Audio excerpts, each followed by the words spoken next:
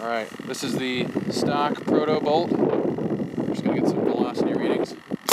282, 286, 276, 293, 288, 279, 295, 288, 294, 289, 293, 285.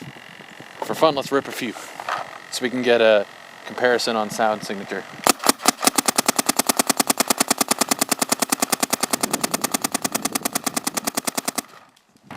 Alright guys, now I got the TechT bolt in here, and let's chronograph it. Haven't touched anything with the velocity.